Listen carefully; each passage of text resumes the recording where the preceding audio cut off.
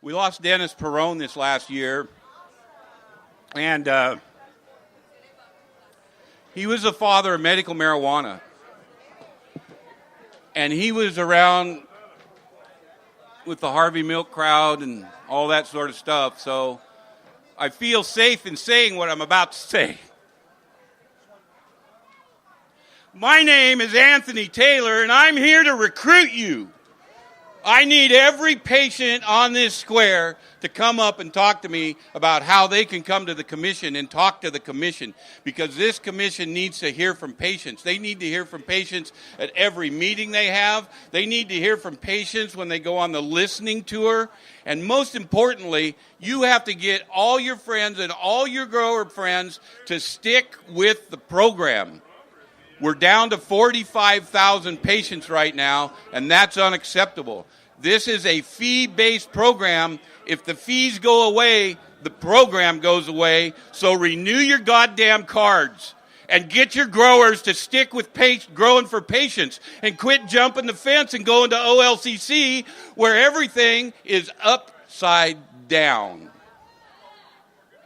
Right now, the Oregon Health Authority is proposing to limit medical marijuana growers to 3 immature plants below 24 inches.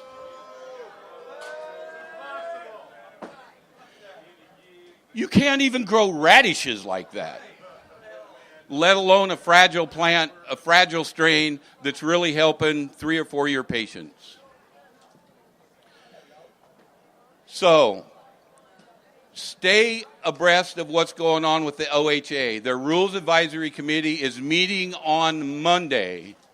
And after that, they'll establish the public comment period, which is about 30 days of being able to write in and express your concerns.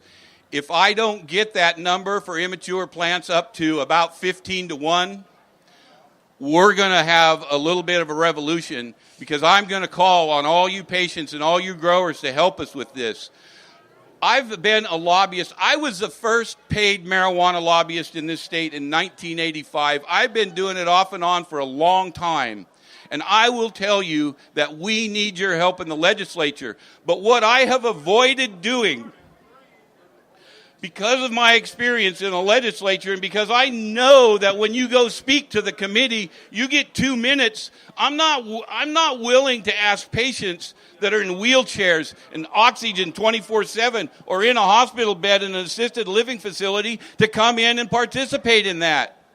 I'm not going to ask them to sit on a commission that has to struggle through hours and hours of debate to come up with good rules to help these. But I am going to ask you to come to the listening tour for the Oregon Cannabis Commission that will probably happen this fall. Make your voices heard. We're down to 45,000 patients. We cannot let this continue. We are in crisis mode. And without patient help, without the patient voice, we're going to lose our program. I have done all I can. Compassionate Oregon has added PTSD. We've added persistent and degenerative neurological conditions. So now you can get a cannabis card for spectral disorders and lupus and Lyme disease and ALS. So stick with the program, otherwise we're going to lose it. Give me a year or so on this commission to get things turned around a little bit. I am not the chair. I am not the only cannabis commissioner. I am on the Oregon Cannabis Commission, which Compassionate Oregon had enacted in the 2017 session. So this commission was put together to address medical patient concerns right up front.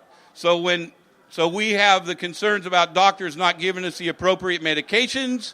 They're kicking us off pain management programs. They're telling us we can't be daycare providers because we have a card. We can't be on a transplant list. And if we are on a transplant list, we can't be active users of cannabis that's saving our damn lives. So patients, you got to come to the table. I can't hold them back any longer. They're going to take over this program, and you will be at the mercy of the Oregon Liquor Control Commission.